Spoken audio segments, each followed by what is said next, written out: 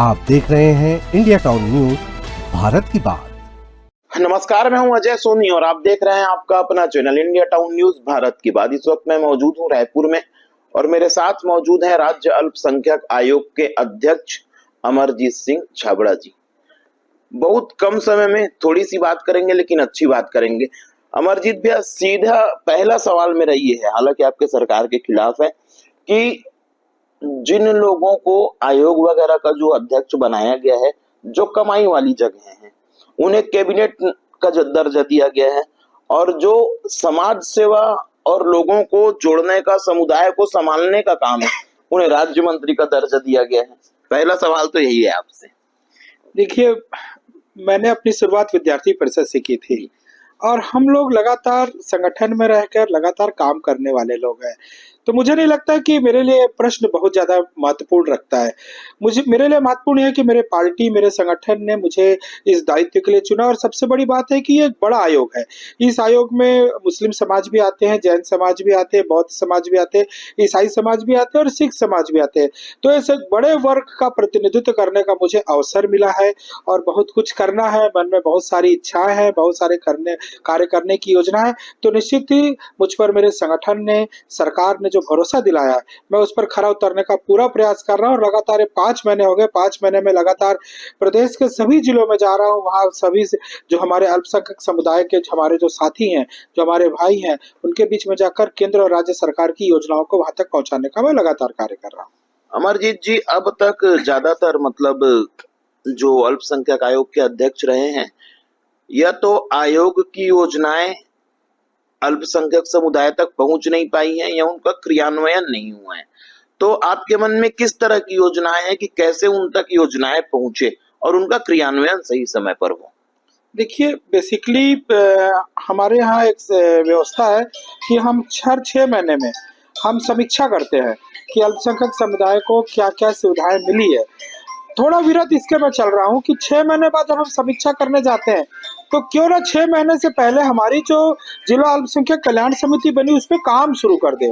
तो हमने सरकार की जितनी योजनाएं हैं, जो कमजोर वर्ग के लिए है, जो अंतिम पंक्ति में बैठे अंतिम व्यक्ति के लिए, उन तक हम योजनाओं को ले जाने के लिए कैसे जा सकते हैं। तो हमने एक बहुत सरल प्रक्रिया अपनाई है, सारी योजनाओं का सरलीकरण किया है।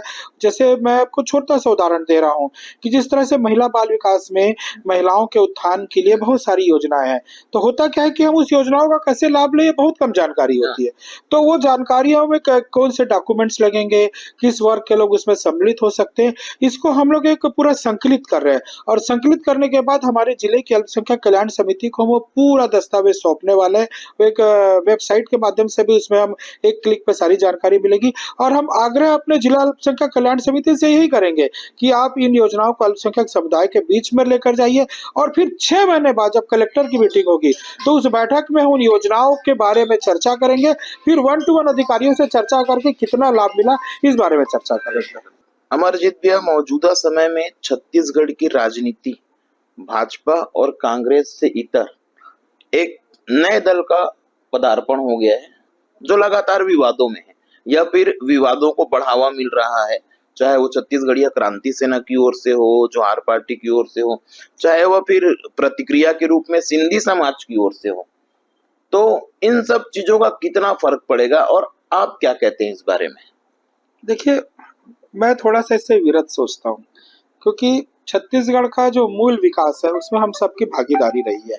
मैं खुद जब विद्यार्थी परिषद में था और उसके बाद हम लोगों ने एक स्थानीय छात्र संगठन बनाया था, जो छात्र संगठन छत्तीसगढ़ राज्य की स्थापना के लिए लड़ाइयाँ लड़ रहा था। तो बहुत बड़ी लड़ाइयाँ लड़ी है, दिल्ली में भी जाकर लोगों ने धरना प्रदर्शन किया है।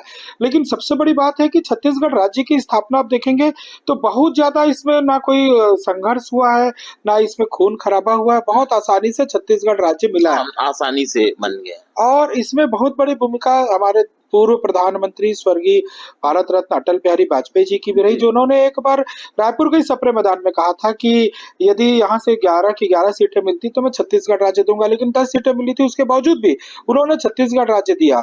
और पहली सरकार भारतीय जनता पार्टी की नहीं बन रही थी, ये भी क्लियर था, उसके बावजूद भी राज्य बना। तो ये राज्य जो बना है, ये राज्य बहुत बड़े हृदय से, बहुत बड़ी सोच से बना है। और सबसे बड़ी बात है कि यहाँ का मूल विकास जो होना चाहिए था, वो कहीं ना कहीं मध्य प्रदेश में रहते हुए अछूता रह गया था। आप देखेंगे कि जितने 3 राज्य बने थे, झारखंड, उत्तरांचल और छत्तीसगढ़, सर्वाधिक अगर विकास किसी ने किया है तो छत्तीसगढ़ ने किया है। इस मामले में भैया मैं एक चीज आपसे अमरजीत भैया और पूछना चाहता हूँ कि ये जो कार्यक्रम अभी चालू है, क्रिया की प्रतिक्रिया, ये बोल रहे हैं फिर वो बोल रहे हैं, तो इनका अंत कैसे होगा? क्या भारतीय जनता पार्टी इस पर दबाव बना पाएगी? सीधे इसलिए क्योंकि आप भी फिलहाल तो सरकार का अंग हैं।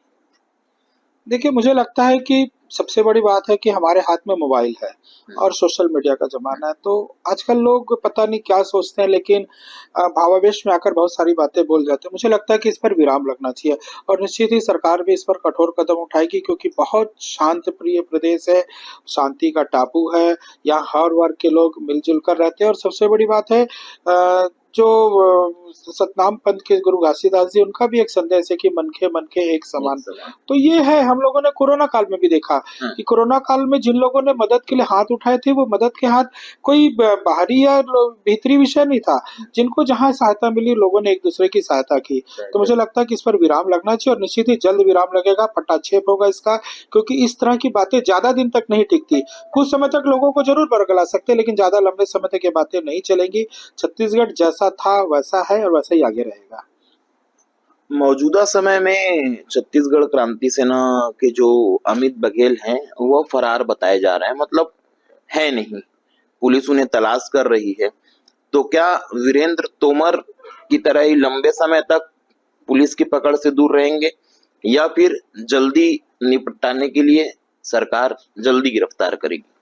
देखिए, ये प्रशासन का काम है और प्रशासन अपने स्तर पर कार्य कर रही है और निश्चित ही प्रशासन मुस्तैदी से सारी चीज़ों को निश्चित ही सारी चीज़ों को समझ भी रही होगी। तो बहुत जल्दी पटाक्षेप, जैसे मैंने कहा, होगा। तो निश्चित ही बहुत जल्दी हो जाएगा सारी चीज़ों का पटाक्षेप और हमको अपने लाइन ऑर्डर पर, कानून व्यवस्था पर, प्रशासन पर भरोसा करना चाहिए। सारी चीज़ें बहुत जल्द ही ठीक ठाक हो जाएंगी।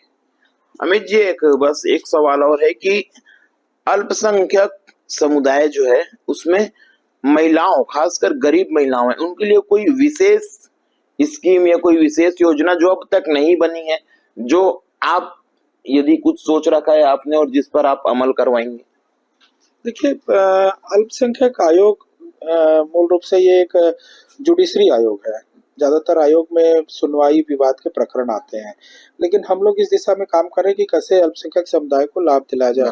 मैं महिलाओं के विषय से हट के पहले एक विषय आपको बताना चाहूँगा कि हम 2-3 चीज़ों पर और काम कर रहे हैं। बहुत जल्दी आपके सामने वो चीज़ें आएगी, जैसे जैन समुदाय के जो अपने साधु संत साध्वी विहार करते हैं, मंगल विहार करते हैं, प्रवास करते हैं, उस दौरान कई बार हमने दुर्घटनाओं को देखा है। तो हमने चीफ सेक्रेटरी के माध्यम से पत्र लिखा था और उसके बाद वो पत्र सभी जिले के कलेक्टर को भी गया था, एसपी को भी गया था और आज निश्चित ही उस पर अमल हो रहा है। जब साधु संत साध्वी विहार करते हैं तो वो पत्र को हमारे द्वारा जो जारी पत्र है उसको ले जाने के बाद सारी सुविधाएं वहां पर थाने स्तर पर, जिला स्तर पर मिलती है। दूसरा, हम एक अभी हलाल और झटके को लेकर भी एक विषय पर काम कर रहे हैं। लगभग हम 70-80% इसमें काम कर चुके हैं कि जो खान पान को लेकर भी कई बार विवाद की स्थिति उत्पन्न होती, तो होटल के बोर्ड में और मेनू में स्पष्ट रूप से उल्लेख होना चाहिए कि आप जो खाना परोस रहे हैं कौन सा हलाल है और कौन सा झटका है। उत्तर प्रदेश में अक्सर इस बात पे विवाद, लेकिन हम उस पे कानून की दिशा में काम कर रहे हैं, क्योंकि सिर्फ एक आदेश जारी करने से नहीं होगा, इसको सख्ती से लागू करना पड़ेगा, क्योंकि ये भी एक स्वतंत्रता का विषय है कि हम जो खाना चाहते हैं वो सामने वाला आपको खिला रहा है कि हमारे धर्म के विरुद्ध कुछ चीजें खिला रहा है। तो इस पे हम बहुत तेजी से काम कर रहे हैं। निश्चित ही कुछ समय बाद आपको उसमें भी काम मिलेगा। और आपने जिस तरह से महिलाओं के क्षेत्र में काम की बात कही, हम लोग स्किल्ड पर थोड़ा फोकस कर रहे हैं। मैंने पहले भी कहा कि जुडिशरी वाला आयोग है, इसमें हमारे पास बहुत ज्यादा काम करने के लिए फंड नहीं होता है, लेकिन हम स्किल्ड को दूसरे माध्यम से लेकर काम शुरू कर रहे हैं। हमारे आयोग में कुछ जगह रिक्त है, उस जगह पर हम कुछ प्रोजेक्ट्स ला रहे हैं महिलाओं के, और उनको हम उनके हाथों को हुनरमंद बनाना चाह रहे हैं ताकि वो महिलाएं खुद भी व्यवसाय करें और अपने साथ और भी महिलाओं को जोड़कर व्यवसाय कर सके। इसमें भी जल्द हम कार्य करने वाले हैं। हमारे साथ मौजूद थे अमरजीत सिंह छाबड़ा जी, अल्पसंख्यक आयोग के अध्यक्ष। बहुत कम समय, लगभग सारे मुद्दों पे बेबाक बातचीत। लगातार अपडेट के लिए आप बने रहिए आपके अपने न्यूज चैनल के साथ, इंडिया टाउन न्यूज के साथ। नमस्कार।